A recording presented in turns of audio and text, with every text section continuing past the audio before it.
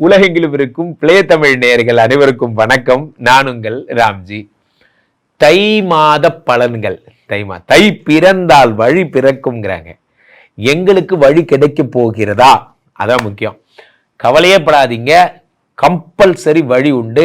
4 கிரகங்கள் மகரத்தில் சேருகிறது. உச்சம் பெற்ற செவ்வாயோடு சுக்கிரனோடு புதனோடு சேர்ந்த சூரியன் பிரமாதமான யோகங்கள் எல்லாம் வெயிட்டிங்கில் இருக்குது. உங்கள் ராசிக்கு எல்லா கிரகங்களுமாக சேர்ந்து மகரத்துக்கு போச்சு பாருங்க, அங்கே நிற்குது ட்விஸ்ட்டு. காரணம் என்ன அப்படின்னா, இந்த மகரத்தில் தாங்க செவ்வாய் பகவான் உச்சம் பெறுகிறாருங்க.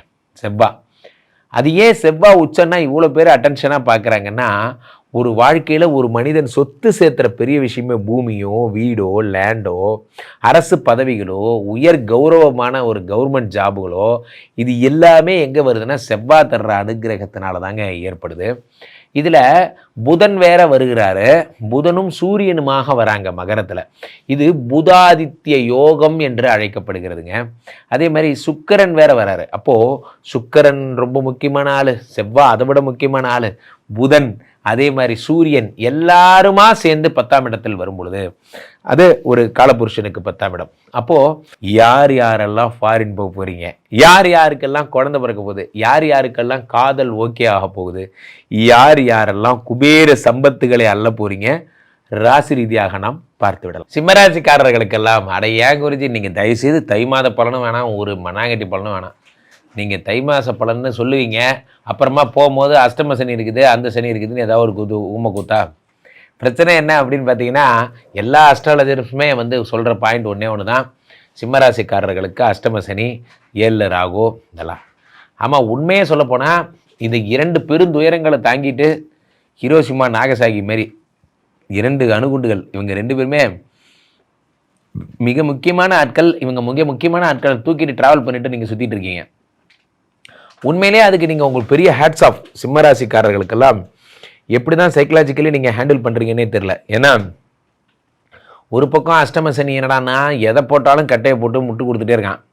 ஒரு பக்கம் 7ஆம் இடத்து ராகு என்னன்னா எல்லாத்துமே ஒரு வெறுப்பு, ஃபன்னு, ஜாலி அப்படி கொண்டு போகிறான். இப்போ இந்த 2 மாறுபட்ட மனநிலையிலேருந்து நீங்கள் எப்படி பொழப்ப பார்க்க போகிறீங்க அப்படிங்கிறது தான் பெரிய சேலஞ்ச்.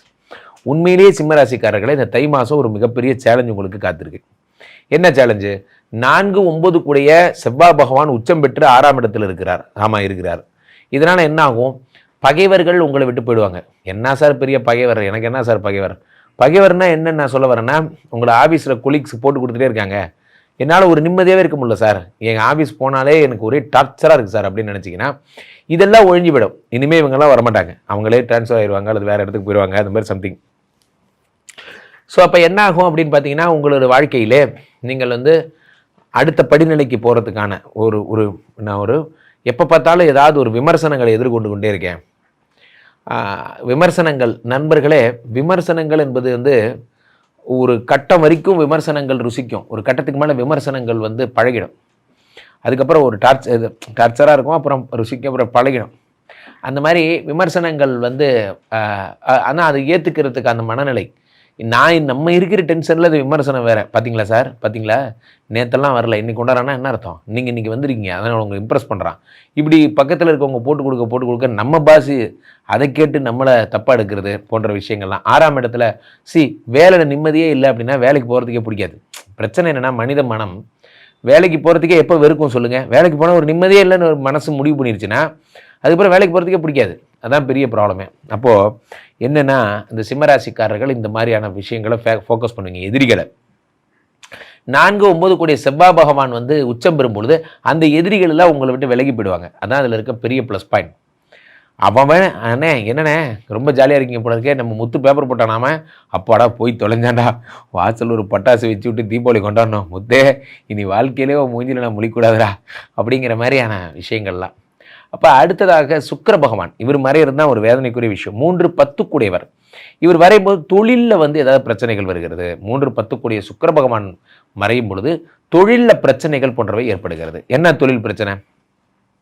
தொழில் பிரச்சனைனா என்ன அப்படின்னா, ஒரு வேலை மேலே போகிறீங்க, ஒரு வேலையில் இருக்கீங்க அப்படின்னா அந்த வேலை செய்ய விடாமல் உங்கள் அதாவது கார் சம்மந்தப்பட்ட தொழில்களாகட்டும், மீடியா சம்மந்தப்பட்ட ஆடம்பர பொருட்கள் சம்மந்தப்பட்ட, கேமரா சம்மந்தப்பட்ட, சுக்கரன் சம்மந்தப்பட்ட தொழில்கள் செய்யும் பொழுது உங்கள் மைண்ட் அதில் இருக்காது. உங்கள் மைண்ட் என்ன பண்ணும், எப்போ பார்த்தாலும் வந்து ஒரு டிஸ்ட்ராக்ஷன்லேயே இருக்கும். வேலைக்கு போகலாமா, லீவ் போட்டுடலாமா, பிஸ்னஸ் டெவலப் பண்ணலாமா, லீவ் போட்டலாமா, லீவ் போட்டலாமா. ஏன்டா அப்படி லீவ் போட்டலாமானாவே சுற்றிக்கிட்டு இருக்க. காரணம் என்ன, மண்டை உட்கார மாட்டேங்குது.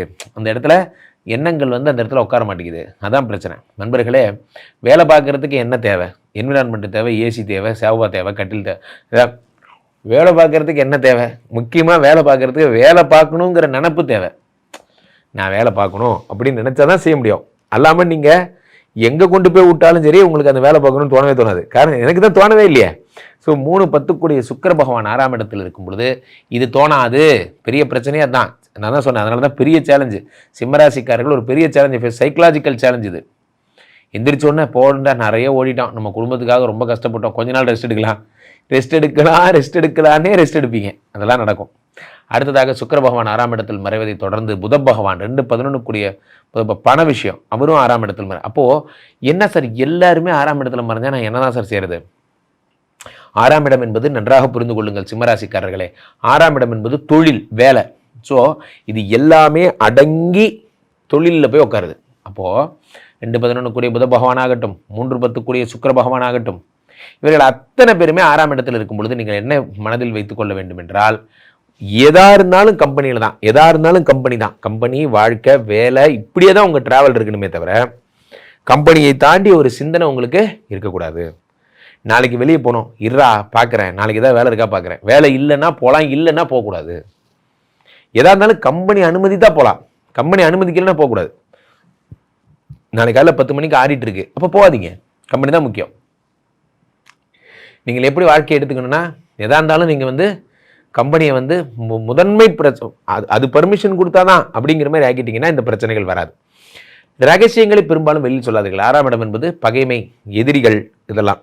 அப்போ ரகசியங்கள், நீங்கள் ஏதாவது போக்குவரத்தாக இருக்கீங்க, உங்கள் மேனேஜர் உங்கள் மேலே ரொம்ப பிரியமாக பேசுகிறாரு, நீங்கள் 2 பேரும் வந்து பர்சனல் ஃப்ரெண்ட்ஸாக இருக்கீங்க என்றால் தயவுசெய்து அதை வந்து நீங்கள் வெளியே டோன்ட் ஷோ அப், அதை வந்து அவர் முன்னாடி காட்டிக்காதீங்க. அதை காட்டிக்கொள்ளும்போது மற்றவங்கள்ட்ட காட்டிக்கும் போது என்ன ஆகுது அப்படின்னு பார்த்தீங்கன்னா, உங்கள் மேனேஜருக்கு உங்கள் மேலே இருக்கிற கான்ஃபிடன்ஸ் போயிடுது. Don't show up your secrecies. உங்களுக்கும் உங்கள் பாஸ்க்கும் 1008 ஃப்ரெண்ட்ஷிப் இருக்கலாம், அது போய் மற்றவங்ககிட்ட சொல்லணும்னு அவசியம் இல்லை. இது பாஸுக்கே ஒரு நெருக்கடி உண்டாக்கிறோம், அதை வெளியே காமிச்சிக்காதீங்க. இதை மட்டும் பாருங்கள். 7ஆம் இடத்து ராகுட்ட ரொம்ப ஜாக்கிரதையாக இருங்க. நான் திரும்ப எல்லாரும் சொல்கிறத நானும் சொல்கிறேன். 7ஆம் இடத்து ராகு என்ன பண்ணுவார், இப்போ தான் பழைய எக்ஸு எல்லாம் மெசேஜ் அனுப்புவாங்க. தயவு செஞ்சு வேண்டாம். ஏன்னா நம்ம கடும் பிரம்மச்சரியத்தை, ஜெய் ஆஞ்சநேயா, கடும் பிரம்மச்சரியத்தை கடைபிடிங்க. சிம்மராசிக்காரர்கள் வேலையை விட்டு டிஸ்டர்ப் ஆனீங்க, வாழ்க்கைப்படும். எதாக இருந்தாலும் கம்பெனி தான். கம்பெனியில் லீவ் கொடுத்தா செலிப்ரேஷன், லீவ் இல்லைன்னா கம்பெனி தான். கம்பெனியில் லீவ் கொடுத்தா வீட்டுக்கு போவேன், இல்லைன்னா வீட்டிலே தான் இருப்பேன், வேலையில் தான் இருப்பேன் அப்படிங்கிறத உறுதியாக வச்சுக்கோங்க. வேலையை காப்பாற்றிக்கோங்க, ரொம்ப முக்கியம். ஸோ இந்த செவ்வாய் வருகின்ற, உச்சம் பெறுகின்ற, அதே மாதிரி 4 கிரகங்கள் சேருகின்ற இந்த தை மாதம் தொட்டு இந்த வருடம் முழுவதுமே உங்களுக்கு பலவிதமான நன்மைகளும் மகிழ்ச்சியும் சந்தோஷமும் கிடைக்கும். போட்டித் தேர்வுகள்லாம் ஜெயிக்க போகிறீங்க. என்னை தொடர்ந்து தொடர்பு கொள்ளணும்னா கீழே போயிட்டு இருக்க இந்த 2 நபரை கூப்பிடுங்க. உங்களுடைய சொந்த ஜாதகத்தை பார்த்து கொள்ளுங்கள். உலக புகழ் வாய்ந்த நமது விஸ்வரூப விஷ்ணுமாயா எழுந்தருளில் இருக்கக்கூடிய புனிதமான இந்த ஸ்ரீமடத்திலே தினசரி நடக்கின்ற விஷ்ணுமாயா ஹோமங்களில் கலந்து கொள்ளுங்கள். மீண்டும் ஒரு நல்ல பதிவில் சந்திப்போம். நன்றி, வணக்கம்.